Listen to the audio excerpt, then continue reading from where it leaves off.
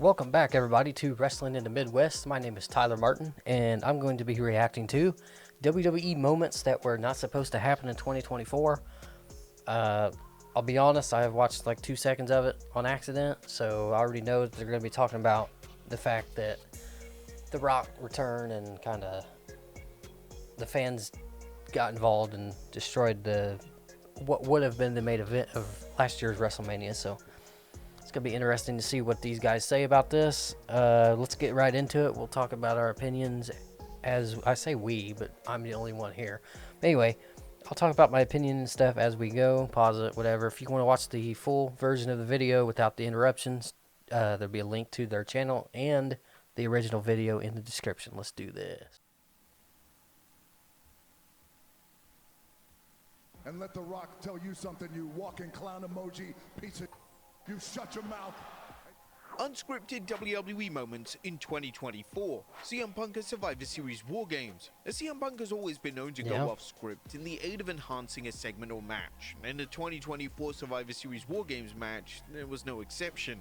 As Punk made his entrance, he proceeded to the new Bloodlines cage and slapped Bronson Reed across the face. Got it. This okay. was said to be completely I thought they were talking about the entire situation of Punk being in there. Who knows? That may have been in not planned too, but it worked for sure. At first, it kind of seemed random, but then you add Paul Heyman to the mix and the relationship that CM Punk and Paul Heyman have, and you're like, oh, okay, we get it. And this was a moment that set the tone for the rest of the match, and the reactions from the new Bloodline, specifically Reed and Jacob Fatu, made the moment even better. For sure. Carlito on Raw in October. One of the more controversial moments of 2024 came during a backstage segment featuring Carlito. Oh yeah, he got a lot of heat for this too. Carlito would state, "I gotta learn Chinese," when referring to Io Sky and Kairi Sane. This line received instant backlash online, and a portion of the fans were calling Carlito racist. Nah, the whole point is this dude is dumb, so anybody that got offended by that, you're an idiot. I'm just saying. You're just looking for reasons to be mad. And the line wasn't in the initial script. The WWE made the call to edit the line out at subsequent replays of their flagship show, The Rock on the WrestleMania 40 kickoff. The WrestleMania 40 kickoff show had the world talking and it featured outstanding performances from the likes of Cody Rhodes, Roman Reigns, Seth Rollins, and The Rock. Okay, I doubt that wasn't planned. That's probably something Dave Meltzer said or something. Who knows?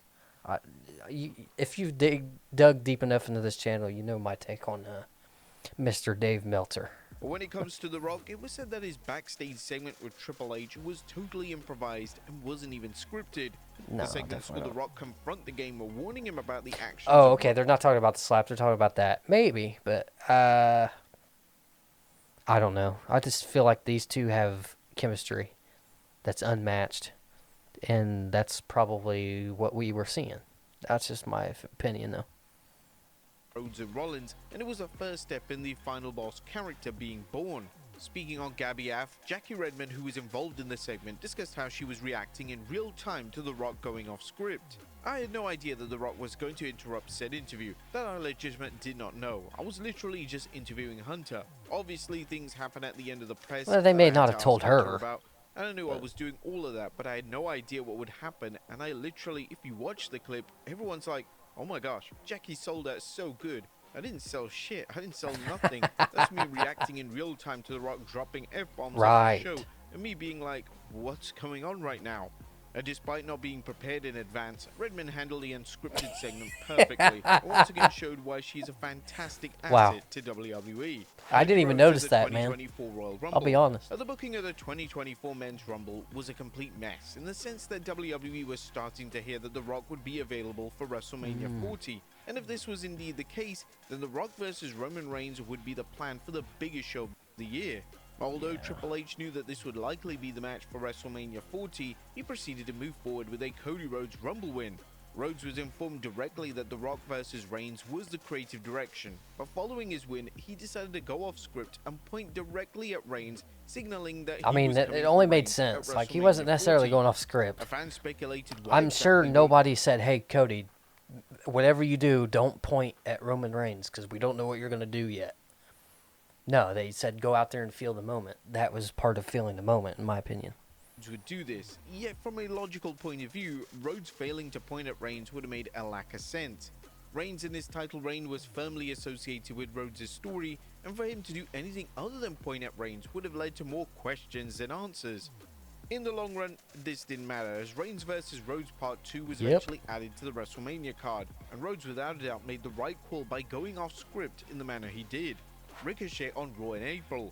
Now, the Raw after Mania is usually a special Raw, and it's traditionally the hottest crowd of the calendar year. WWE goes out to give the fans a show to remember.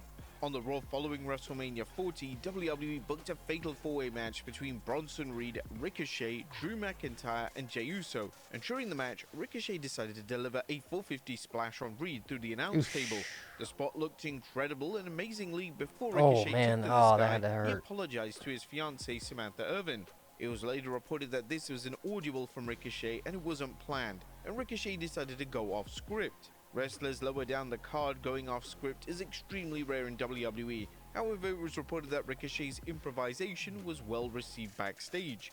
If this occurred during the old era of WWE and I don't think so. Okay. Vince McMahon is a scumbag. I'll give you that. But I don't think, maybe he would though, honestly. The more I think about it, the more I think he would probably be mad about something like that, because he's a control freak. So maybe you're on to something. Who knows? And it's likely that Ricochet would have been reprimanded in some capacity. CM Punk on Raw in March. Now, the undisputed rivalry him calling out Roman Reigns was between CM Punk and Drew McIntyre. Both men brought a sense of realism and intensity that hadn't been seen in a WWE program for a long time. Oh, him basically saying Vince McMahon without saying Vince McMahon, I guarantee it. One of the most iconic segments of their rivalry took place on Raw during the road to WrestleMania 40, and in the segment, McIntyre was talking about his time as the Chosen One, and Punk responded in a clearly unscripted remark by saying, "Tell everyone who chose you. Say his name if you have that was balls." great. I'll be honest. I was sitting in my chair, I was like, whoa! McMahon is a taboo topic for obvious reasons, so it definitely pushed the promo into dangerous territory. This was one of the first times that the former WWE chairman had been indirectly. And let The Rock tell you something. I wonder, I accidentally started over, but I wonder if somebody would get in trouble if they mentioned his name. This is a dumb question. Obviously, I know the answer to that, but yeah, we'll start it about right here. Vince McMahon. Mentioning McMahon is a taboo topic for obvious reasons, so it definitely pushed the promo into dangerous territory. This was one of the first times that the former WWE chairman had been indirectly mentioned. Hinting at it isn't as bad as saying his name, you know what I mean? Blacklisted from the pro wrestling industry. It was never reported that Punk received any complaints backstage for referencing McMahon, and to Punk's credit, it was a fantastic rebuttal. But that's what CM Punk, that's what he made a career out of doing, though, is like writing that line of things you maybe, like, just making people, either A, making people think, wow, I can't believe he said that, or saying things and manipulating people into thinking that he wasn't allowed to say what he said. So either way, I mean, it's genius in my opinion. Wasn't exactly random or off topic. Cody Rhodes on SmackDown in February.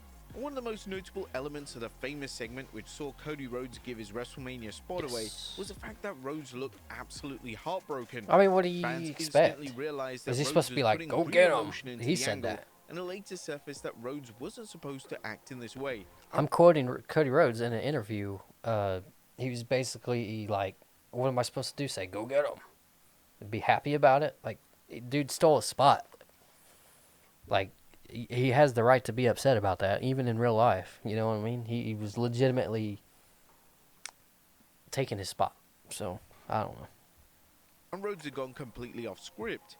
According to The Rock's personal writer, Brian Gewirtz, during an episode on the Ring of Wrestling show, Rhodes was supposed to act with enthusiasm in the segment itself. Because Cody was supposed to be in some form of like, hell yeah, F&A, go get him, Rock. You're gonna go get your ass kicked, Roman. That's just unrealistic, though. That's Vince McMahon era stuff. Like, we don't do that anymore. You know what I mean? We try to have storylines that make logical sense. And that wouldn't have made logical sense. He looked like someone shot his dog in the face in the parking lot. Like you said, just look at his expression. And by the way, what do you someone else expect? Who, even when the team wins, sometimes looks full on and upset and despondent. Julius Randle. I don't think that either. I think he was just a blank stare. Matters.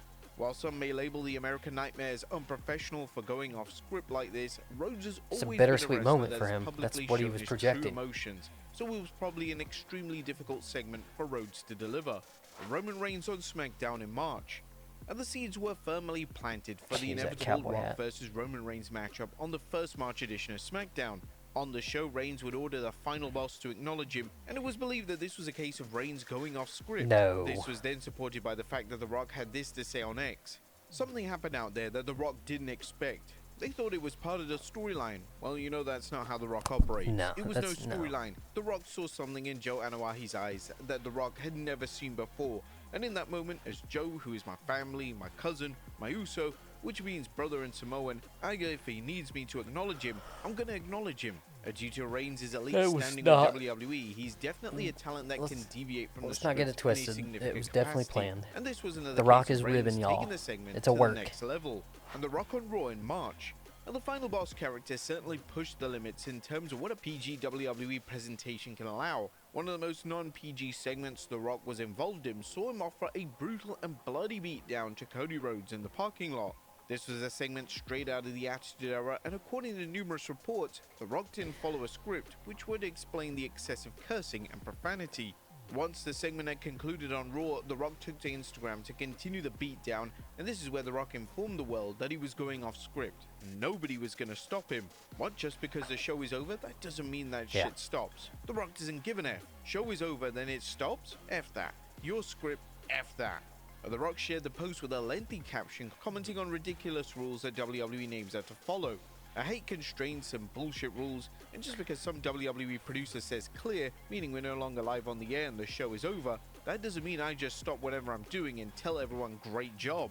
Even though the Yeah, it's not a segment was movie applauded set. by fans, some of the fan base question if The Rock should be above other talent in the sense that he can do whatever he likes with no ramifications That was the whole whatsoever. point. But there you have Come it, on, folks. people. Unscripted WWE Jesus. moments that happened in 2024. Yeah, this is a well put together video for sure. I know I kind of, what is the word I'm looking for? I debated some of the stuff, but I don't believe that they were saying anything that they necessarily felt. I felt like they were just spreading news that they heard, which is 100% fine. Yeah, I've never seen a video on this particular channel that I didn't enjoy. This is in that same boat. So, hopefully you guys have also enjoyed my reaction to this video. And if you did, like, subscribe, do all that. I don't usually mention that, but it felt right in the moment. I guess I went off script here and decided to do that. But anyway, hope you guys enjoyed this video, and hope to see you guys again next time. Peace.